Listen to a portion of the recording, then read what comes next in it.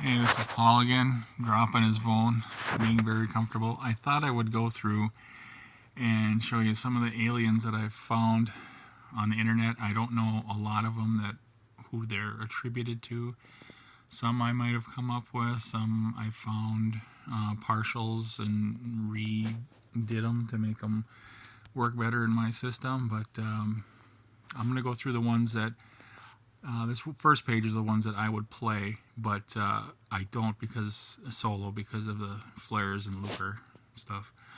The first one, let's zoom in here. Archaeologist writes down the flares in his hand, and after the flares leave their hand, he can still use that flare, that wild flare that he was holding on to and lost. Adam, after cards are revealed, he may play his edicts as R5s, as reinforcement 5s, and his flares as reinforcement 10s, and then he has to discard them like they're reinforcements. Darwin, your flares equal the powers they represent. So the flares in your hand are like you got multiple powers now with Darwin, as long as you hold on to the flares. Fortune, the other means looker adds to your total, not his total. And Miner, as the offensive player, and the Miner gets a new base, he flips over the top deck card until he finds a number on the card. The number card comes up, and he gets that number of lucre from the bank, and then he discards that card. So he's always digging in his bases. Those are the ones I can't play because of the flares and the lucre that are involved there. But let me show you the ones that I can play. I'm going to cut these down because I don't have powers for these. So I don't have any power cards. Cantankerous. The other means compromise card equals an attack 0. So they're not getting consolation. I think sometimes I'm thinking that could backfire, but that's pretty good. Cerberus. Well, he's not a main player. When he's not a main player, after cards are revealed, if he plays a compromise card that's bigger than both of either main's compromise cards, they both lose. So that's kind of cool. Eugenics. Discard your attacks that are less than 10 that you get. So you're going to have a smaller hand, but you're going to be getting new cards faster and bigger cards too. Mummy. Place your winning attack card on the base when you win a challenge. Add with the tokens if re-challenged again. If that base gets re-challenged, it's your tokens plus that card plus the attack you played. If you use an attack card in that challenge, and then if you do that and you win again, you replace the A. You don't stack the A's together; you replace them. Oop, there's one more. And Hulk, you may play your compromise cards as kicker 2s. So then, some of these, the rest of these will be in order, alphabetical order. Army. If in an attack versus attack situation, when you're a main, you both use all the A's in your hand. When it's done, you discard your smallest A, and your opponent discards his greatest A that was used. Capacitor. An attack versus attack, and you win. You reduce your attack card until you reduce the number on your attack card until you just win. So say it's the attack totals were 15 and 9. Well, if you're the offense, you could save if part of that attack is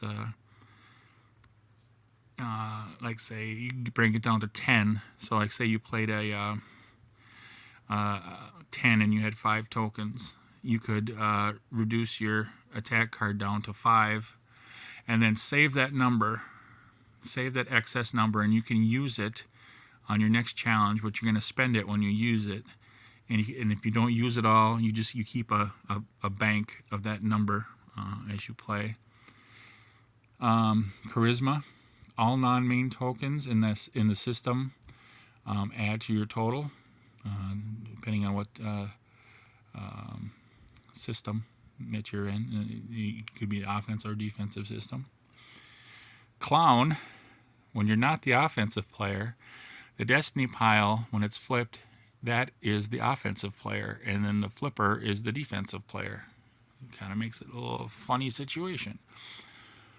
And Devastator, I don't know if I would use Devastator, but when you're the offense, your win destroys the defensive planet. You get a base on it. You mark it with like a penny or something to show that you made a base there. Your offensive allies get defensive ally rewards, and then your tokens and your allies' tokens return back to bases. The defensive allies would be in the warp, but so it'd be harder for the player with having home planets and stuff and having majorities on home planets. So I don't know. That's something you got to work on. We got dice. After cards are played by the other main, you may play a compromise or a war card, or you could roll 4 6-sided die for your attack number, and then you discard. You don't keep any attacks that you ever get. You always discard them, so you never have an attack card. Digit. Before cards are revealed, you may declare both attack cards equal the value of their last digit. Faithful, I think it's too much like Chosen that we played not too long ago. If you play an A, you can draw a deck card until you get an A, a kicker, an attack, a kicker, or a reinforcement, and you can play it along with your attack card. And I think I might skip that one. Forger. Before cards played, you play first. You may play multiple duplicate A's, attack cards that you have in your hand, and they all get discarded when you're done. If you get any discarded attack cards that you have in your hand. So if you have an attack 8 in your hand and someone discards an attack 8, you can grab it and put it in your hand and use it because you're the forger. Hawk. Your attack card that's greater than 10 equals a war card. Makes it kind of strong. Oh, I can't grab that. I'm too comfortable. I can't grab anything. Oh, I'm way too comfortable. Hybrid. At the start of the game, you randomly pick 2 powers and use as 1 power. Now, hybrid's not going to work all the time. And you might have to discard something that really doesn't work, like say if you got virus and antimatter, where virus is giving you a high total and antimatter has a low total, So that one's kind of in the works. Hyperspace. When you're the defense, the offense attacks with all his offensive tokens on one of his home planets. So he's losing a home planet when he loses instead of using the cone. So I think the cone would still be used for the allies and stuff, but that's where the tokens are coming from. I think they stay on the planet, and if he loses, they go away. Enforcement. Keep your reinforcements even if you play them, or if you're drawing a new hand. Intimidator. The other main must play a compromise card if he has one. That could work against you with a war card, if you play a war card. Inventor is kind of like the Forger one that we did, but it might be even easier. I kind of like Forger. I don't know if I like this one. May play multiple single-digit A's in one stack, and that stack total has to be less than or equal to 40. Yeah, that one might go, but that's something that's out there. Jinx. Your attack card that's less than 13 equals 13. And you win if you actually play an attack 13. That's kind of interesting. Kamikaze, before cards are revealed, if you have tokens in the challenge, you may declare a suicide mission. Both mains, you and your opponent's tokens go to warp. If there's any allies involved, they win, and you discard your compromise or your challenge cards that you had. Knight. The other main's attack card is half its value, rounded up, because Knight has armor. Ninja, at the start, you place an attack card from your hand to the side, face down. If you show when you reveal a compromise card or a challenge card, and it's a compromise card, you may replace it with that A that you put to the side. And if you do that, you put another A to the side, face down, for another time. Rebound. As a defense, if the offense wins, you flip the destiny pile to see where the winning tokens are going to go, on what base. And they would go on the color that comes up in the destiny, that system. They could be the same system that you're in. And it would be a corresponding planet. Like if you counted the planets, like, okay, this is 1, 2, 3, 4, 5. It would, whatever, if you're attacking planet 4, if the offense is, and it would go on planet 4 in whatever color comes up. And then the tokens there go to warp. I used very big print because I was going to have these cut out. Ricker. You may use your reinforcements as kickers.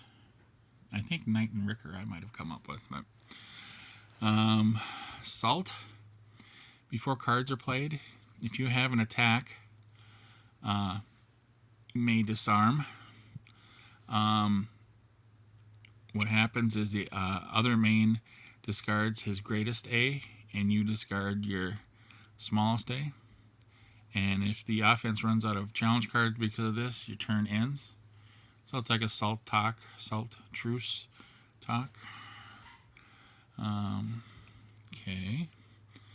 Scavenger. Anytime Scavenger gets consolation or rewards cards, he looks and takes them from the discard pile instead of the deck. And he actually looks through and peruses the discard pile and picks out the ones he wants. And if there's stuff that he no longer wants out of the discard pile, if he's got more coming, he can get the remainder normally from the deck.